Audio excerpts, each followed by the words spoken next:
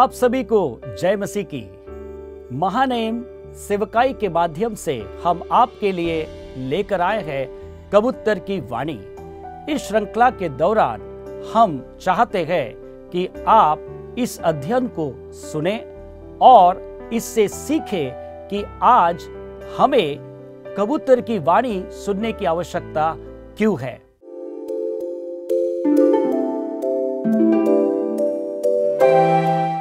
Greetings to you in the most blessed name of our Lord and Savior Jesus Christ. हमारे प्रभु यीशु मसीह के सर्वोत्तम धन्य नाम में आप सभी का अभिवादन करते हैं। We thank God for His gracious hand which is leading us and led us last year and even in this new year. First month is over and we are entering into second month.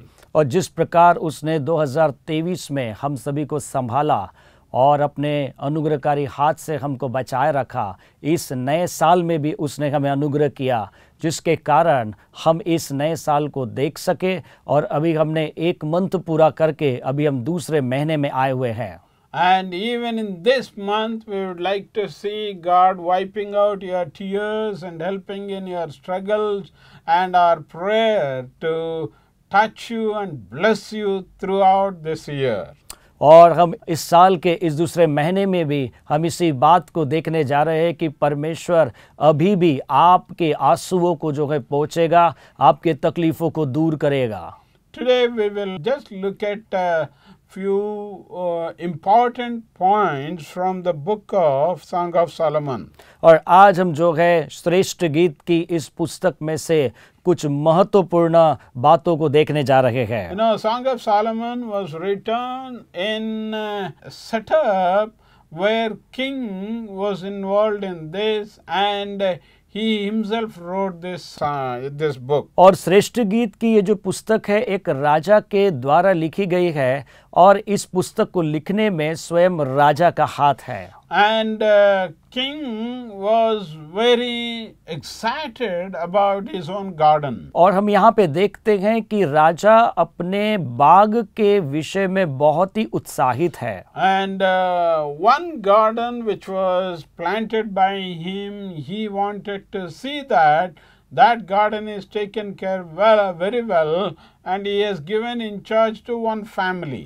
और एक बाग जो उसने स्वयं लगाया था, जिसके विषय में बहुत उत्साहित था, तो वो चाहता था कि उस बाग की देखरेख अच्छे से की जाए, इसलिए उसने एक परिवार को उस बाग की देखभाल करने के लिए रखा था। And then once he peeps through his window and then sees that garden is flourishing very well, bees, honey bees going this side to that side, this flower to that flower, and very nicely coming up. और जब वो अपने घर के खिड़की के झरोके से जब वो झांक रहा था, तो उसने देखा कि उसका जो बाग है वो पूरी रीति से वह फूलों फलों से भर गया है। वहाँ पे तितलियाँ भिनभिना रही है, मधुमक्खियाँ भिनभिना रही है, और हम देखते हैं कि वो बहुत खूबसूरत दिख रहा है। Then he peeped through his window and came to know that garden is very well, but only one girl was taking care of the whole garden.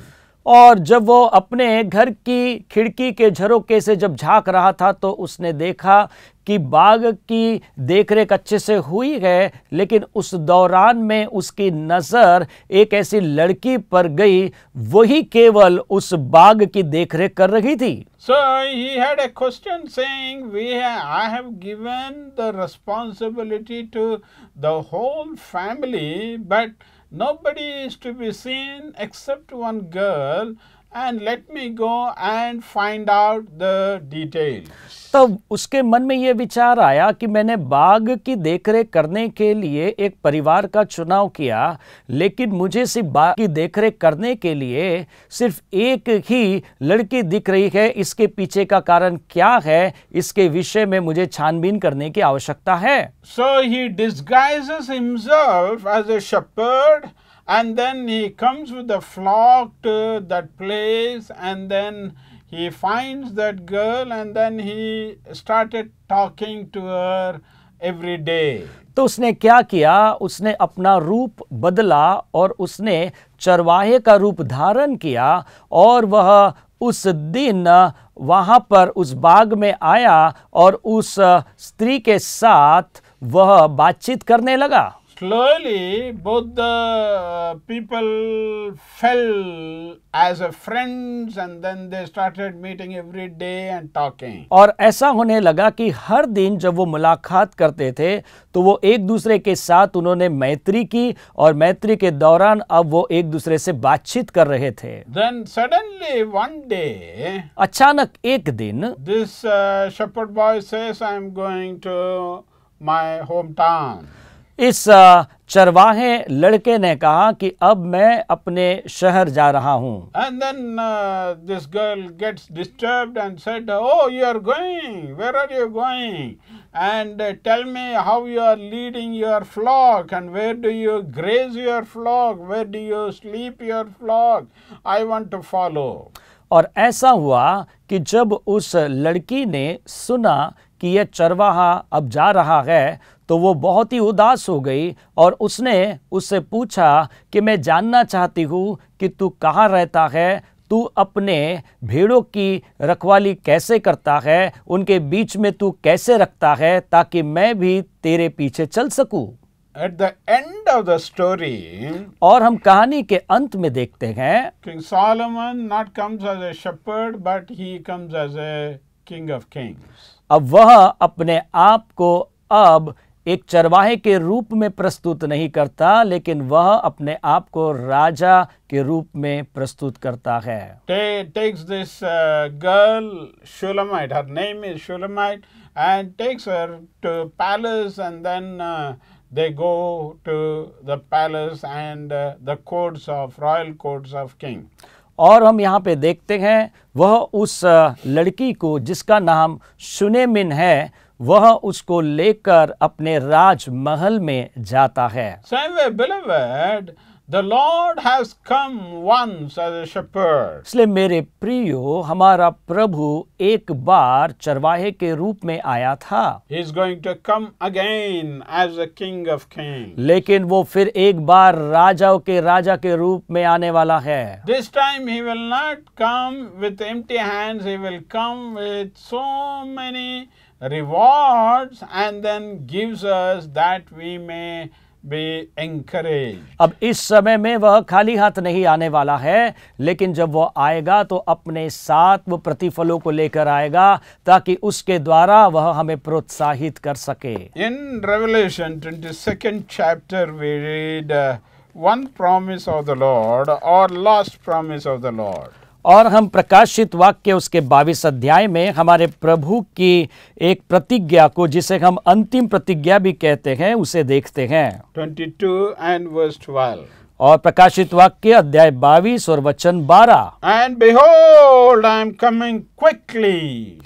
और वो कहता है कि देख मैं शीघ्र आने वाला हूँ। The Lord is coming quickly. हमारा प्रभु शीघ्र आने वाला है। And then what is happening? तो क्या होने वाला है? He is coming quickly for what? अब वो तुरंत जो आने वाला है या शीघ्र आने वाला है तो किस काम के लिए आने वाला है? He is coming quickly, and then it says, and my reward is with me to give to everyone according to his word. जब वो कहता है कि मैं शीघ्र आने वाला हूं, तो वो कहता है कि मैं शीघ्र इसलिए आने वाला हूं ताकि मैं हर एक को उसके काम के अनुसार बदला दूं। Being a believer, I am definitely encouraged to read this verse. और एक विश्वासी होने के नाते इस वचन को पढ़कर मैं बहुत ही प्रोत्साहित होता हूं। Why? Because I am not keeping quiet, I am working for the Lord. क्यों? क्योंकि मैं शांत नहीं बैठा हुआ हूं, मैं अपने प्रभु की सेवा कर रहा हूं।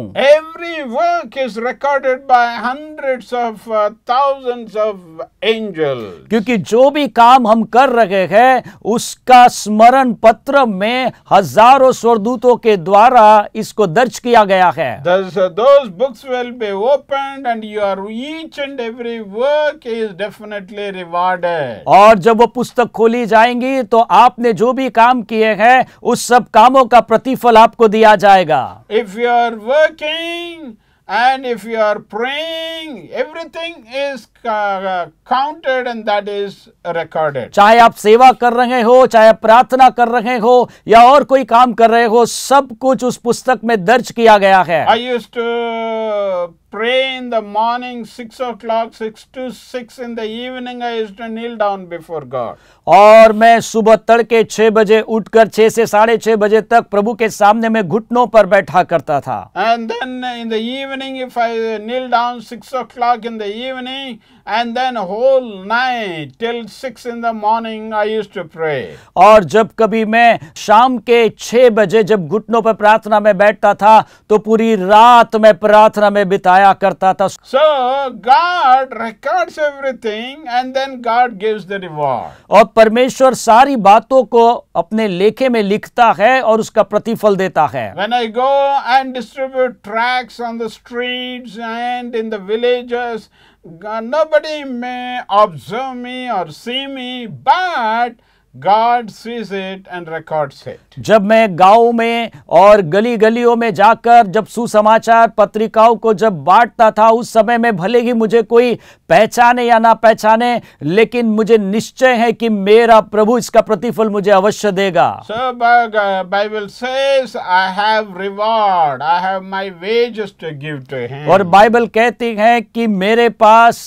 तुम्हारे लिए प्रतिफल है, तुम्हारी कीमत मेरे पास है। Our God is a God who rewards. हमारा परमेश्वर प्रतिफल देने वाला परमेश्वर है। Our God is a God who records and keeps record about each and every deed which we do. और हमारा परमेश्वर उन सारी बातों का लेखा रखने वाला परमेश्वर है जिन बातों को हम करते हैं। Even if you weep and pray, that is also recorded, and every teardrop which you shed for perishing souls is definitely recorded and that will be rewarded. यदि आप आंसू बहाकर प्रार्थना करते हैं तो निश्चित ही आपके एक एक आंसुओं का हिसाब परमेश्वर ने अपनी पुस्तक में दर्ज करके रखा है, जिसका प्रतिफल आपको दे। How great is our God! कितना महान हमारा परमेश्वर है। You know, God is a God who definitely rewards us and gives us the reward according to our deeds. और हमारा परमेश्वर निश्चित ही प्रतिफल देने वाला परमेश्वर है,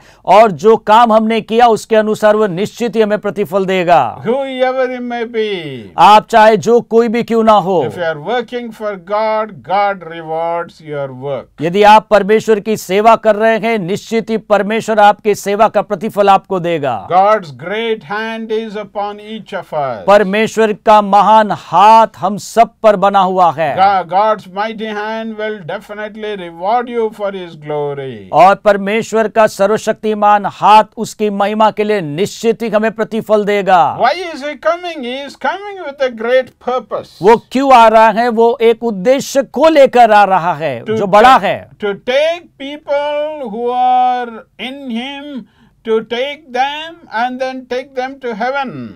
ताकि उन लोगों को वो लेकर जाए और उन्हें स्वर्ग में अपने साथ रखे। After taking to heaven, rewarding them is another task which God wants to do. और स्वर्ग में ले जाने के बाद परमेश्वर जो दूसरा काम उनके साथ करेगा वो है उन्हें प्रतिफल देगा। How great it is to remember that Lord who died for us but who was resurrected and then he is going to come again. ये कितनी ही बड़ी बात है इस बात को स्मरण करना कि हमारा प्रभु इस दुनिया में आया और वो मारा गया और वो पुनरुत्थित हुआ और अब हमें फिर लेने के लिए आने वाला है ताकि वो हमें प्रतिफल दे सके। What a great God we have. कितना महान परमेश्वर हमारा है। What a mighty God we have. हमारा कितना सर्वशक्तिमान परमेश्वर है। Let's shout and say hallelujah for his glory. इसलिए हम बड़े ऊंचे स्वर से हालेलुया बोलकर उसकी महिमा करें। God is the God who definitely rewards us. क्योंकि हमारा परमेश्वर निश्चित ही प्रतिफल देने वाला परमेश्वर है। In Song of Solomon, as both of them were conversing, और जिस प्रकार हम श्रेष्ठ गीत की पुस्तक में पढ़ते हैं कि जब वे दोनों एक दूसरे के साथ बातचीत कर रहे थे, in verse 2:14, दूसरा अध्याय और उसके 14 वचन में, he calls church or the beloved as, "Oh my dove." तब मेरे प्रियो वह उस कलीसिया को या उस व्यक्ति को वो कहता है, हे मेरी कबूतरी। This book is wholly a conversation between king and then the beloved. क्योंकि ये जो पुस्तक है ये राजा और उसके प्रियसी के बीच में होने वाले वार्तालाप के विषय में है। So the Lord is calling, or the King of Kings is calling his own beloved as my dove. और इसलिए हमारा प्रभुओं का प्रभु, राजाओं का राजा हमको अपनी प्रिय करके पुकारता है। Then in chapter 2 verse 12 it says, और फिर वो दूसरे अध्याय के 12 वचन में इस प्रकार भी कहता है, the flowers appear on the earth. पृथ्वी पर फूल दिखाई देते हैं। The time of the singing has come. और गाने का समय आ पहुंचा है। And the voice of the dove or turtle dove is being heard. और पिंडुक का शब्द सुनाई देता है। You see? हम देखते हैं यहाँ पे Voice of the dove is being heard. यहाँ पे लिखा है कि कबूतर का शब्द सुनाई देता है। So we have named our program's name as Voice of the Dove. इसलिए हमने अपने कार्यक्रम का नाम दिया है कबूतर की वाणी। Why? क्यों? It is the church which is the type of dove here. क्योंकि यहाँ पे एक कलीसिया को हम देखते हैं जो कबूतर की नाई है। Church is typified as dove here, and then voice of the dove is more sweeter for beloved to hear it. और यहाँ पे जब हम देखते हैं कि कबूतर को कलीसिया से तुलना की गई है, और जो कलीसिया है, जो कबूतर की नाई है, उसकी जो आवाज है वह मधुर है। That is why voice of dove is definitely more liked by the beloved. और यही कारण है कि जो कबूतर की वाणी है वह उसके प्रियो के कानों को प्रसन्न करती है। Verse 14 again it says, और फिर 14 वचन इस प्रकार से आगे कहता है, O my dove in the clefts of the rock, हे मेरी कबूतरी पहाड़ की दरारों में, in the secret places of the cliff, और टीलों के कुंज में, let me see your countenance, मुझे अपना मुख देखने दे, let me hear your voice, मुझे अपना बोल सुनने दे। so for your voice is sweet, क्योंकि तेरा बोल मीठा है and your countenance is lovely. और तेरा मुख अति सुंदर है। What a great and what a beautiful language is it. ये कितनी ऐसी बड़ी और कितनी सुंदर ऐसी भाषा है। When King of Kings sees you and calls you as dove, and your voice is very lovely, definitely it uplifts a church and every believer, because it is the Lord who wants to see your face. क्योंकि प्रभु जो आपको एक सुंदर रूप में देखता है और आपके बोल को सुनने के लिए लालायित, निश्चित ही वह कलीसिया और विश्वासियों के बोल से और मुख की सुंदरता से प्रसन्न होता है। He wants to hear your voice. वो आपकी वाणी सुनना चाहता है। Do you pray to him? क्या आप उससे प्रार्थना करते हैं क्या? You are praying to the King of Kings who wants to hear your voice. लेकिन आप उस राजाओं के राजा से प्रार्थना कर रहे होते हैं जो आपकी वाणी सुनना चाहता है। It may not be proper voice. हो सकता है कि आपके शब्द सही ना हो। It may be like a child's voice, not clear in words and very fumbling. हो सकता है कि आप बच्चे के समान तुतलाने वाली भाषा से आप बोल रहे हो, But your beloved likes it. लेकिन आपका प्रिय इससे प्रसन्न होता Your है, beloved wants to hear your voice regularly. क्योंकि आपका जो प्रिय है वो हमेशा आपकी वाणी सुनना पसंद करता है। Every day morning if you get up and talk, your beloved is listening to your voice. हर दिन जब आप सुबह उठकर उससे बातें करते हैं तब आपका प्रिय आपकी वाणी सुनने से प्रसन्न होता है। Psalmist says that he prays every day 7 7 times. और भजनकार कहता है कि मैं हर दिन 7 बार प्रार्थना करता हूँ। When you are praying 7 times, your beloved or the King of Kings is hearing it very, very attentively, and it is very lovely in his sight. और जब आप दिन में 7 बार प्रार्थना करते हैं तब आपका प्रिय जो है आपकी आवाज को सुनकर बहुत ही प्रसन्न होता है और वो उसको खुश करती है। In this year, इस साल में decide to talk to him more, pray to him more, relate with him more, and he will like it. निर्णय लीजिए कि आप उससे अधिक से अधिक बात करेंगे, अधिक से अधिक उससे प्रार्थना करेंगे, अधिक से अधिक उसके साथ नजदीकी बनाएंगे, क्योंकि इससे वह पसंद करता है। As you talk, you go closer to him. क्योंकि जितना अधिक आप उससे बात करेंगे उसके नजदीक जाएंगे। As you pray, you will go closer to him. आप जितना उससे प्रार्थना करेंगे उसके नजदीक जाएंगे। Shall we close our eyes and look God in prayer? क्या हम इस समय में प्रार्थना करें अपनी आंखों को बंद करते हुए? Let us commit ourselves right now. और इसलिए आइए हम अपने जीवन को प्रभु के हाथ में समर्पित करें। Let us give our lives to him once again. आइए हम फिर एक बार अपने जीवन को उसके हाथ में समर्पित करें। No matter how much lazy you were last year. चाहे आप पिछले साल कितने भी आलसी क्यों ना हुए हो, But this year, लेकिन इस साल tell Lord, I would like to have more communion with you, more talking and more waiting on you. प्रभु से कहे कि प्रभु इस साल में मैं अधिक से अधिक प्रभु तुझसे बातचीत करना चाहता हूँ, तेरी उपस्थिति में अधिक से अधिक ठहरना चाहता हूँ। May His grace continue to be upon each of us. हम सभी के ऊपर उसका अनुग्रह बना रहे। Let us commit ourselves into the hands of God. आइए हम परमेश्वर के हाथ में अपने जीवन को समर्पित करें। Let us say, Lord, here am I. ने प्रभु से कहे, हे प्रभु मैं यहाँ हूँ। I would like to spend some more time this year. प्रभु जी इस साल में मैं अधिक से अधिक समय तेरे साथ व्यतीत करना चाहता हूँ। As a family, we would like to come together into your presence more and more. पारिवारिक रूप में भी प्रभु हम तेरी उपस्थिति में अधिक से अधिक व्यतीत करना चाहते हैं। We want to spend in your presence more and more. प्रभु हम तेरी उपस्थिति में अधिक से अधिक समय व्यतीत करना चाहते हैं। And let us pray and commit our lives, our families, and each and every friend and relative. आइए हम समय में प्रार्थना करें अपने परिवारों को, अपने मित्रगणों को और साथ ही साथ अपने रिश्तेदारों को हम प्रभु के हाथों में समर्पित करें। As you go closer to him, और जैसे ही आप उसके नजदीक जाते हैं, you will see mighty things happening. आप देखेंगे बड़े बड़े कामों को होते हुए, Mighty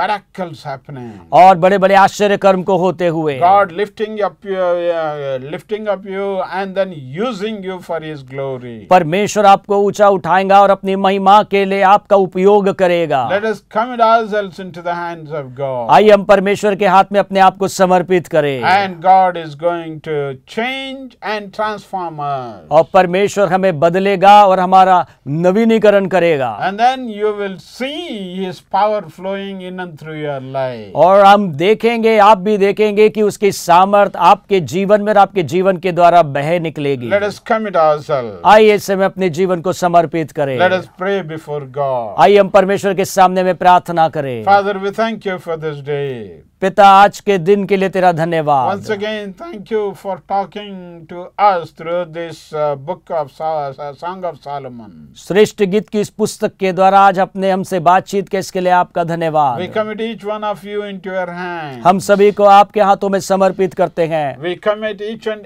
every family, every individual who are listening to our voice today. प्रभु आज जो हमारी वाणी को सुन रहे हैं उन सभी परिवारों को, उन सभी प्रत्येक जनों को हम तेरे हाथों में समर्पित करते हैं। May your grace continue to be upon them. प्रभु जी आपका अनुग्रह निरंतर उन सब के ऊपर में बना रहे। Lord, they may be struggling. प्रभु हो सकता है कि वो अपने जीवन में They may be having different kinds of problems. हो सकता है कि प्रभु उनकी अलग अलग प्रकार की परेशानियां होगी। Touch them in the name of Jesus. यीशु के नाम में इसी समय आप उन्हें छू लीजिए प्रभु। Give them victory over every struggle, every problem, oh Father. हर एक उनकी जो समस्याएं हैं, परेशानियां हैं, उनके ऊपर आप उन्हें जय दीजिए प्रभु। Bind all the hindrances in the name of Jesus. यीशु के नाम में सारी रुकावटों को बांध दीजिए We Prabhu. break every bondage in the name of हम यीशु Jesus. के नाम से उनके जीवन के सारे बंधनों को बांध देते हैं। Bless them and use them mightily for your glory. प्रभु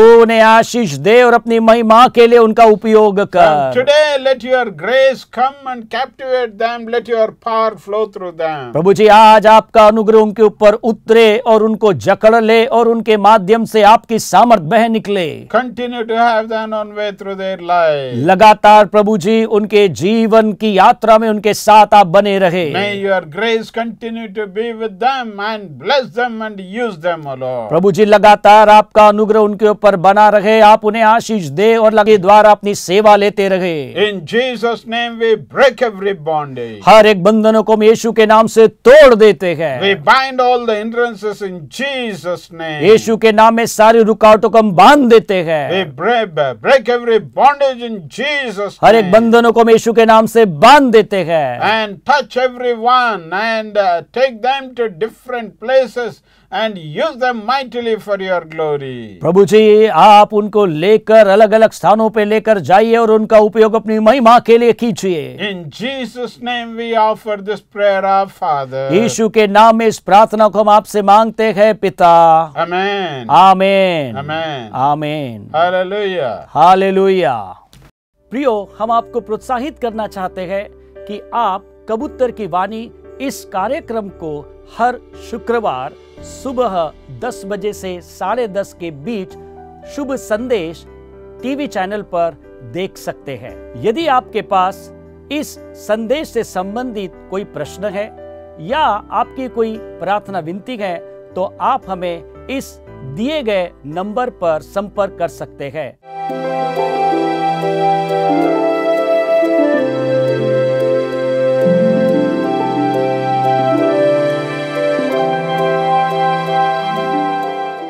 अधिक जानकारी के लिए आप नीचे गए फोन क्रमांक पर संपर्क कर सकते हैं। उसी प्रकार दिए गए QR कोड का उपयोग कर अपनी भेंट राशि आपकी इस सेवकाई के लिए भेज सकते हैं। इस प्रकार आप भी इस सेवकाई का एक हिस्सा बन सकते हैं। प्रभु आपको बहुत ऐसे आशीष दे। धन्यवाद।